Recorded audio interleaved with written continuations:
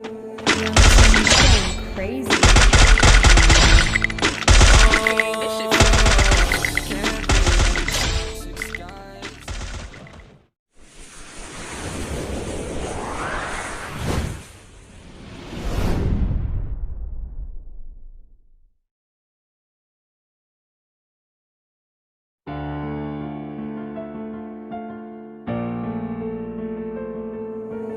Young Ting, you going crazy.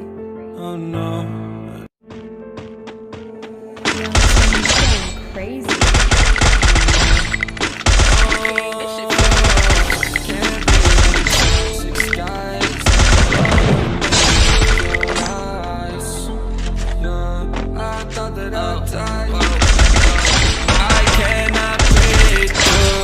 Welcome back guys. आज की video में हम बात करने वाले हैं सिटअप टेक्निक या फिर ऑटो हेडशॉट टेक्निक बोल सकते हैं कि कैसे हम इसको परफॉर्म कर सकते हैं, क्या चीज़ें होती है जिससे हम ये कर पाते हैं। मतलब ये देखो, अपडेट के पहले ये बंद हो गया था ये चीज़ होना, मगर अभी भी ये आपने देखा होगा कुछ प्लेयर्स यूज़ करते हैं ये वाली टेक्निक को।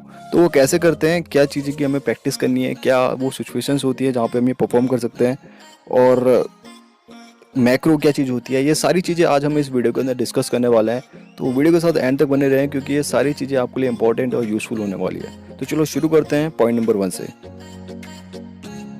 तो दोस्तों, पॉइंट नंबर 1 है कि हम कैसे इसको, पहले क्या कीज़ क्या सीरीज में हमें दबानी पड़ती है वो पहले जान लेते हैं। पुरानी प्लेयर्स को तो पता होगा, तो जिनको नहीं पता उनको बता देते हैं। सबसे पहले आपको क्राउच बटन दबाना है, उसके बाद आपको स्कोप इन करना है, उसके बाद फिर से आपको क्राउच वाला बटन दबाना है, और फिर लास्ट में आप फायर वाला बटन दबाएंगे तो हमारा गाइस ऑटो हेडशॉट लग जाता है। ये की सीरीज है, इस सीरीज में आप जब दबाते हैं तो आपका ऑटो हेडशॉट परफॉर्म होता है। यहाँ पे आप देख सकते हैं स्लो मोशन में, पहले मैं क्राउच हुआ, फिर स्कोप इन करा, तुरंत खड़ा हुआ, फायर करा तो एनिमी को सीधे हेडशॉट लग गया। ठीक है, अब बात करते हैं पॉइंट नंबर 2 की।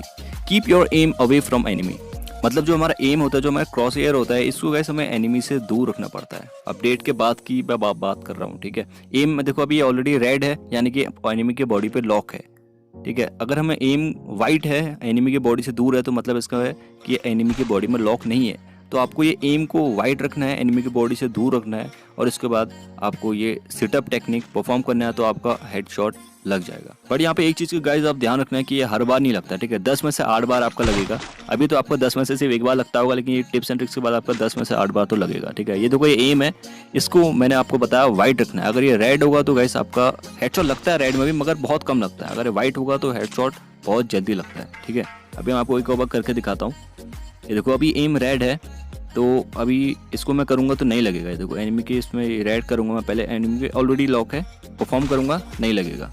अभी एनिमी से देखो मैंने दूर रखा, वाइट रखा, तो सीधे हेडशॉट लग रहा है। ठीक है, तो ये था गाइस हमारा पहला पॉइंट जो आपको ध्यान में रखना है। इसके बाद करते हैं गाइस हम पॉइंट नंबर 2 की बात। तो दोस्तों, आपको याले पॉइंट में अपनी स्पीड बढ़ानी होगी। अगर ये आप स्लो करते हैं तो आपका हेडशॉट नहीं लगेगा। ठीक है, क्योंकि यही अपडेट में उन्होंने फिक्स किया था।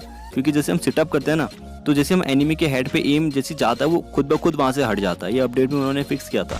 मगर हम इसी को अगर स्पीड में करते हैं तो वो उसको टाइम ही, मतलब हम क्या करते हैं, वो एम को टाइम ही नहीं देते हैं कि वो वहाँ से हट जाए, अपनी जगह से हेड से हट जाए। हम उसको हटने से पहले ही वो जैसी एम पे उसके हेड पे जैसे सेट होता है, हम फायर वाला बटन प्रेस कर देते हैं और एनिमी को हेडशॉट लग जाता है। ठीक है, यहाँ पे देखो, अगर इसको मैं स्लो करता हूँ तो नहीं लगता है। अगर मैं एकदम इसको स्पीड में करूँगा तो ये तुरंत हेडशॉट लगेगा। देखो स्पीड में करा तो तुरंत हेडशॉट लग रहा है। ये देखो, मतलब वो एम को मैं टाइम ही नहीं दे रहा हूँ कि वो उसके हेड से हट जाए और फिर मैं फायर करूँ। इसलिए मैंने आपको बोला कि आपको इसकी इस तरह प्रैक्टिस करनी है कि आप इसको स्पीड में परफॉर्म कर सकें। ठीक है, फिर से देखो, स्पीड में करूँगा तो एनिमी को, मतलब एनिमी को टाइम ही नहीं मिलेगा, ना ही एम को, तो सीधे हेडशॉट लग जा रहा है। स्लो करूँगा तो नहीं होगा। ठीक है, तो अब बात करते हैं जब मैं अपनी अगले पॉइंट की।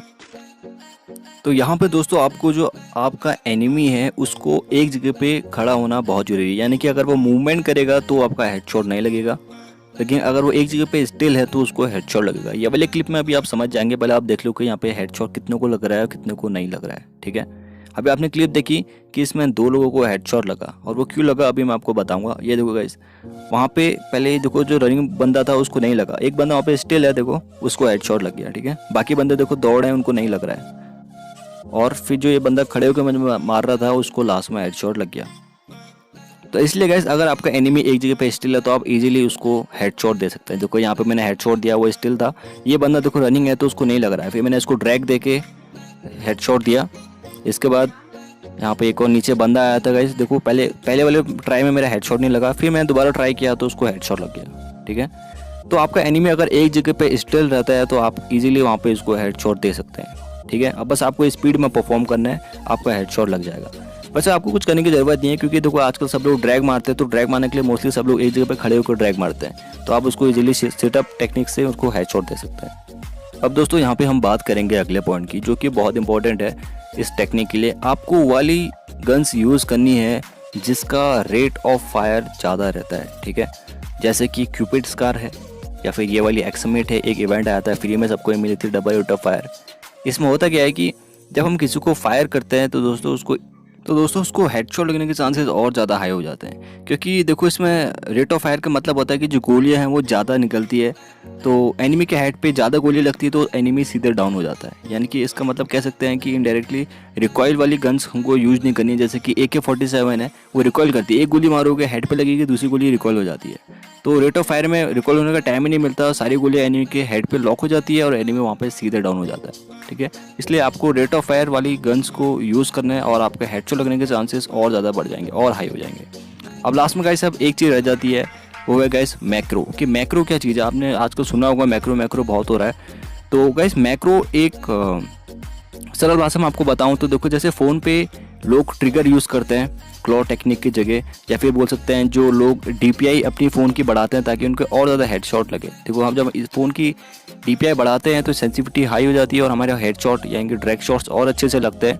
तो वैसे ही इमुलेटर्स जो PC प्लेयर्स होते हैं, इमुलेटर में एक ऑप्शन आता है ब्लू स्टैक में मैक्रो करके। तो मैक्रो क्या करते हैं, जो मल्टीपल कीज़ के एक्शन होते हैं वो एक सिंगल की से हो जाता है। तो यानी कि इसका मतलब टोटली जो है वो स्पीड में होता है इजीली। ठीक है, हम इसको स्पीड में कर पाते हैं मैक्रो से और हमारा हेडशॉट लग जाता है। तो गाइज ये थी डिटेल मैक्रो के बारे में। आप लोगों से बहुत लोग पूछ रहे थे कि मैक्रो क्या होता है, कई लोग तो बोल रहे थे कि हैक होता है, उन लोगों को गाइज खुद नॉलेज कुछ होती नहीं है, बस वो बोल देते हैं। तो दैट्स इट, ये कुछ पॉइंट्स है गाइज जिनकी मदद से आप हेडशॉट कर सकते हैं।